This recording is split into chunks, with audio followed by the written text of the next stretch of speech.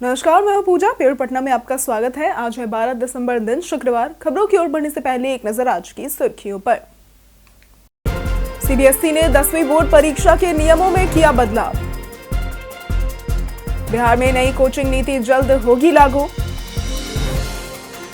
पटना में देर से खुलेंगे 8वीं कक्षा तक के स्कूल। पटना मेट्रो सुरंग निर्माण ने पकड़ी रफ्तार। यशस्वी जायसवाल ने बनाया अपने वनडे करियर का पहला शतक। चलिए अब बढ़ते हैं अब तक की बड़ी खबरों की ओर विस्तार से। सीबीएसई ने 10वीं बोर्ड परीक्षा के नियमों में किया बदलाव। सीबीएसई के क्षेत्रीय निदेशक गोपाल लाल यादव ने बताया कि 2026 में 10वीं बोर्ड परीक्षा वर्ष में 2 बार होगी और प्रश्न पत्र व उत्तर पुस्तिका 3 भाग ए, बी और सी में विभाजित होंगे।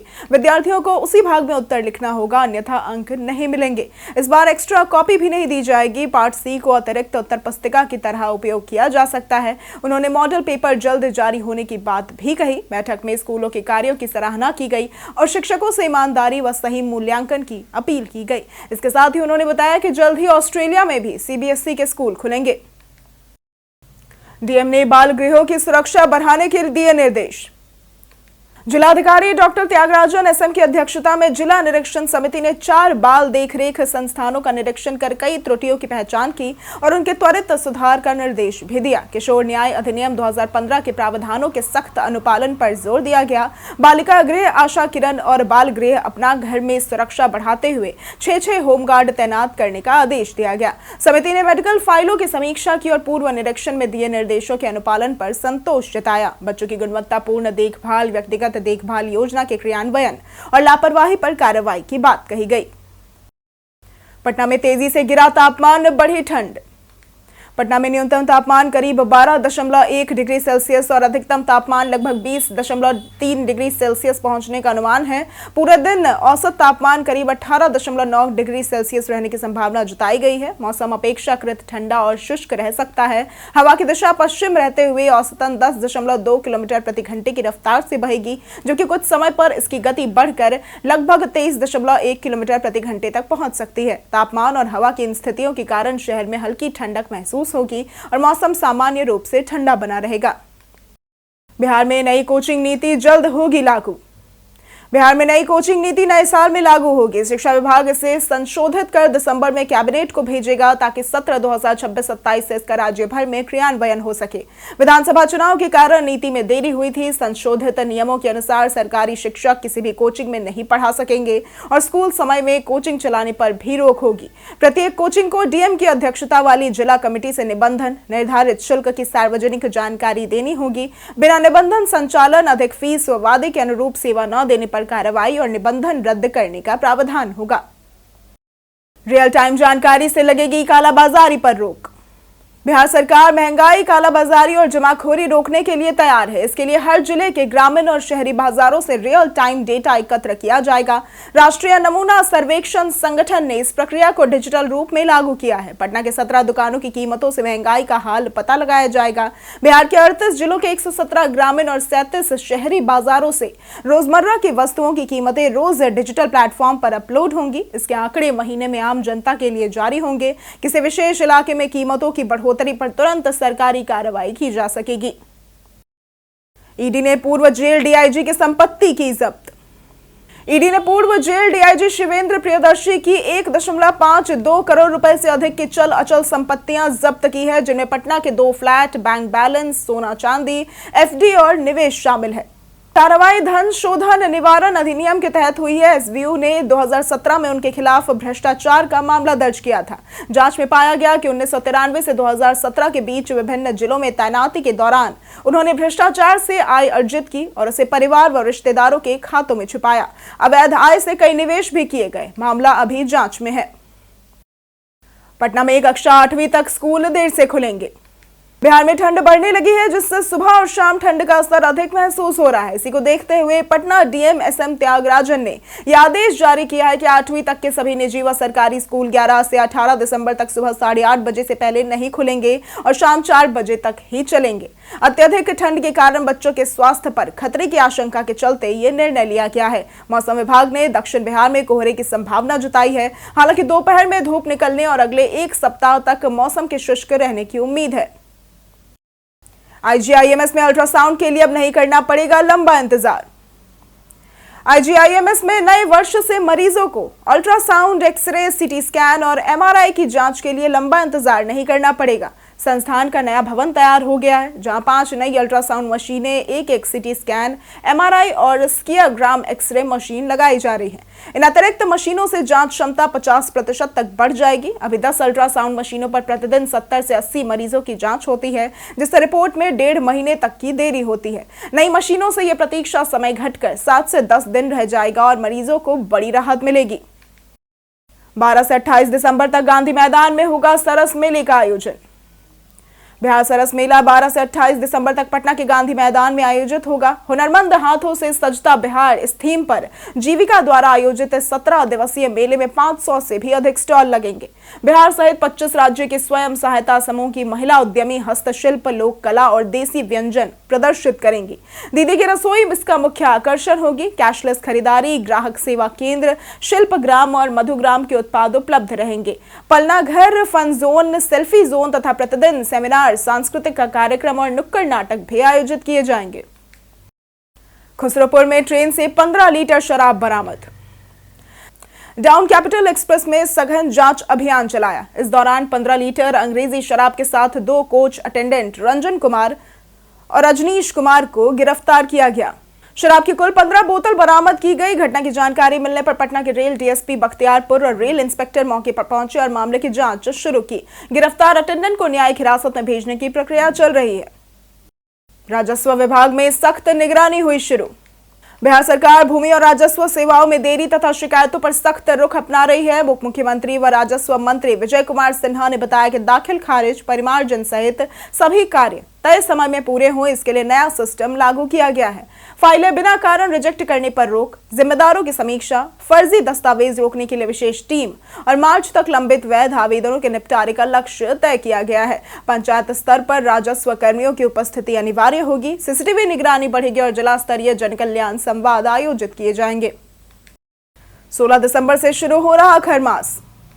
पौष कृष्ण प्रतिपदा 16 दिसंबर मंगलवार से सनातन धर्मावलंबियों के लिए खरमास शुरू हो रहा है।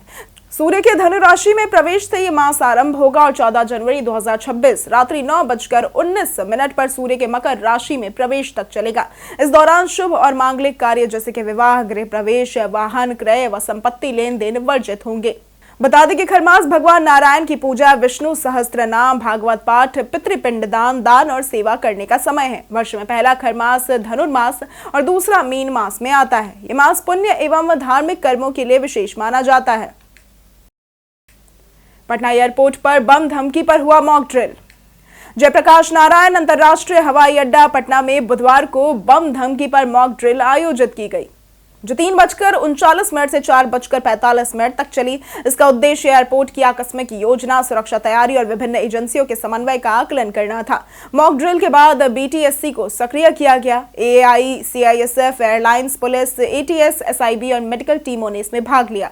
ड्रिल में संदिग्ध बैग मिला, जिसे बीडीडीएस टीमों ने स्निफर डॉग और उपकरणों की मदद से जांच कर विस्फोटक की पुष्टि की। इसके बाद मॉक बम को कूलिंग पिट में सुरक्षित रूप से निष्प्रभावी किया गया। पटना मेट्रो सुरंग निर्माण ने पकड़ी रफ्तार। पटना मेट्रो का निर्माण तेजी से आगे बढ़ रहा है और दिसंबर के अंत तक 5 स्टेशनों तक मेट्रो चलने की संभावना जताई गई है। अंडरग्राउंड कॉरिडोर में टनल बोरिंग मशीन यानी कि टीबीएम ने पीएमसीएच स्टेशन तक पहुंचकर महत्वपूर्ण उपलब्धि हासिल की है, जो पीसी3 कॉरिडोर के लिए अहम चरण माना जा रहा है। यह कॉरिडोर शहर के बीचों बीच गुजरता है और तकनीकी रूप से सबसे चुनौतीपूर्ण है। राजेंद्र नगर पटना यूनिवर्सिटी सेक्शन के लिए पटरी बिछाने की निविदा जारी हो चुकी है और वहीं रुकनपुरा से पटना जंक्शन के बीच बनने वाली सुरंग के लिए मिट्टी की विशेष जांच की जा रही है, जिससे अंतिम मार्ग और सुरक्षा तय होगी। आईआईटी पटना में इंटरटेक मीट का हुआ उद्घाटन। पटना के बिहटा स्थित आईआईटी पटना में 4 दिवसीय 14वें इंटर आईआईटी टेक मीट का उद्घाटन बिहार के राज्यपाल मोहम्मद आरिफ मोहम्मद खान ने किया। कार्यक्रम में देश भर के 23 आईआईटी से आए लगभग 2000 छात्र शामिल हुए। आईआईटी पटना के निदेशक प्रोफेसर टीएन सिंह ने राज्यपाल का सम्मान किया। राज्यपाल ने इसे बिहार के लिए गर्व का विषय बताते हुए छात्रों को शुभकामनाएं दी। प्रोफेसर सिंह ने बताया कि यह कार्यक्रम विज्ञान, प्रौद्योगिकी, नवाचार और भारत के विकास पर केंद्रित रहेगा। इसमें कई देश विदेश की कंपनियां भी शामिल होंगी। आईआईटी पटना होस्ट के साथ प्रतिभागी भी रहेगा और बिहार की संस्कृति से परिचय कराएगा। बाढ़ और मसौरी स्टेशन होंगे विकसित। पटना जंक्शन पर बढ़ते दबाव को कम करने के लिए रेलवे बाढ़ और मसौरी स्टेशनों को जंक्शन जैसी सुविधाओं से विकसित कर रहा है। दिसंबर 2026 तक दोनों स्टेशनों की रीमॉडलिंग पूरी होगी, जिसमें नई building, parking, AC waiting hall, अतिरिक्त FOB, escalator, lift, ticket vending, indicator, शौचालय इत्यादि शामिल है। बाढ़ में रोज 25,000 और मसौरी में 20,000 से अधिक यात्री आते हैं। वहीं पटना जंक्शन क्षेत्र को व्यवस्थित करने के तहत टाटा पार्क से दुकानों को हटाने, ऑटो स्टैंड बढ़ाने और फुटपाथी दुकानों को अन्य जगह शिफ्ट करने की कार्रवाई जारी है। कई कारणों से दर्ज है भारत के इतिहास में आज की तारीख। 1911 में भारत की राजधानी कलकत्ता से दिल्ली स्थानांतरित की गई थी। 1997 में आज के दिन रवि कुमार दहिया का जन्म हुआ था। ये भारतीय फ्री स्टाइल के पहलवान हैं। 1981 में युवराज सिंह का जन्म हुआ था। ये भारत के क्रिकेट खिलाड़ी हैं। 1949 में रजनीकांत का जन्म हुआ था। ये तमिल एवं हिंदी फिल्म के अभिनेता है। 1964 में मैथिली चरण गुप्त का निधन हुआ था। ये राष्ट्रीय कवि के रूप में विख्यात प्रसिद्ध हिंदी कवि हैं। 1925 में राधा चरण गोस्वामी का निधन हुआ था। ये ब्रज के निवासी एक साहित्यकार, नाटककार और संस्कृत के उच्च कोटि के विद्वान थे। दानापुर में निर्माण कार्य से बढ़ा प्रदूषण। दानापुर स्टेशन, गोलंबर और डीआरएम ऑफिस के पास भवन तोड़ने व अन्य निर्माण कार्यों से धूल उड़ रही है, जिससे इलाके में लगातार धुंध व प्रदूषण बढ़ गया है। यहाँ का AQI 200 से 300 के बीच रहा और बुधवार को 230 दर्ज किया गया। एयरपोर्ट व वेटरनरी मैदान में AQI 284 मिला। सुबह पटना में घना कोहरा रहा और दृश्यता 50 मीटर तक घट गई। दिन में धूप निकली। अधिकतम तापमान थोड़ा बढ़ा, जबकि न्यूनतम 12.6 डिग्री से रहा।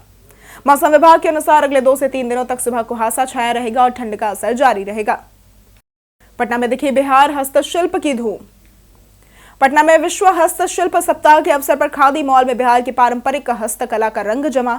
मिथिला और टिकुली पेंटिंग, सृजनी कढ़ाई, सिक्की शिल्प, बांस जूट उत्पाद, टेराकोटा जैसी हस्त निर्मित वस्तुएं प्रदर्शित की गई, जिन्हें देखने और खरीदने भारी भीड़ जुटी। राज्य सरकार के सहयोग से खादी मॉल ने कारीगरों और उद्यमियों के लिए मजबूत मंच प्रदान किया है, जिससे वे सीधे ग्राहकों तक अपने उत्पाद पहुंचा रहे हैं। मधुबनी, दरभंगा, मुजफ्फरपुर, पूर्णिया और गयाजी समेत विभिन्न जिलों के कारीगर यहां शामिल हुए। मॉल प्रबंधक रमेश चौधरी के अनुसार कारीगरों को मार्केट लिंक, ब्रांडिंग और गुणवत्ता संबंधी मार्गदर्शन लगातार दिया जा रहा है। यशस्वी जायसवाल ने बनाया अपने वनडे करियर का पहला शतक। तीसरे वनडे में यशस्वी जायसवाल ने अपने वनडे करियर का पहला शतक बनाया। उन्होंने बताया कि इस उपलब्धि में रोहित शर्मा का बड़ा योगदान रहा, जिन्होंने 75 रन बनाकर अपना शतक पूरा करने का अवसर त्याग दिया ताकि जायसवाल अपना खेल सेट कर सके। जायसवाल ने कहा कि पहले 2 मैचों में वो नर्वस थे, लेकिन रोहित ने उन्हें बिना रन रेट की चिंता किए खेलते रहने को कहा। उन्होंने रोहित की इस बड़ी दिल वाली मानसिकता की तारीफ की और इसके अलावा जायसवाल ने विराट कोहली के साथ अपने शतकीय सेलिब्रेशन और उनके अद्भुत सेंस ऑफ ह्यूमर को अनुभव को भी साझा किया। बिहार में हर जिले में हाईवे के किनारे खुलेंगे ट्रॉमा सेंटर। बिहार सरकार ने सड़क हादसों में घायल लोगों को तुरंत और बेहतर इलाज उपलब्ध कराने के लिए हर जिले में हाईवे के किनारे ट्रॉमा सेंटर स्थापित करने की योजना बनाई है। इसके लिए जिलाधिकारी की अध्यक्षता में विशेष कमेटी का गठन होगा, जिसमें पुलिस, सिविल सर्जन, डीटीओ और पथ निर्माण विभाग के अधिकारी शामिल होंगे। ये अधिकारी हादसे वाले क्षेत्रों का सर्वे कर केंद्र के लिए स्थान तय करेंगे। योजना के तहत 2 प्राइवेट ट्रॉमा सेंटर भी बनाए जाएंगे, जहां मरीजों का इलाज मुफ्त होगा। इससे गोल्डन आवर में इलाज संभव होगा और सड़क हादसों में मौतें कम होंगी। बीते दिन हमारे द्वारा पूछे गए सवाल का जवाब आप लोगों में से बहुत लोगों ने हमारे कमेंट सेक्शन में लिख कर दिया है। जिन्होंने हमारे द्वारा पूछे गए सवाल का जवाब दिया है उनके नाम है मनोज दास, रेखा कुमारी, राकेश मिश्रा, संजीव कुमार, अमरजीत कुमार, अनूप कुमार, रवि कुमार राज, नवजागृति और रजिया मोहम्मद। इसी के साथ बढ़ते हैं आज के सवाल की ओर। आपके हिसाब से क्या बेहतर है, सरकारी नौकरी या प्राइवेट? आप अपना जवाब हमें हमारे कमेंट सेक्शन में लिखकर जरूर बताएं। आज के लिए सिर्फ इतना ही। बिहार की तमाम खबरों के साथ बने रहने के लिए देखते रहे प्योर पटना। और साथ ही अगर आप यूट्यूब चैनल पर देख रहे हैं तो चैनल को सब्सक्राइब करें और अगर आप फेसबुक पेज पर देख रहे हैं तो लाइक और फॉलो जरूर करें।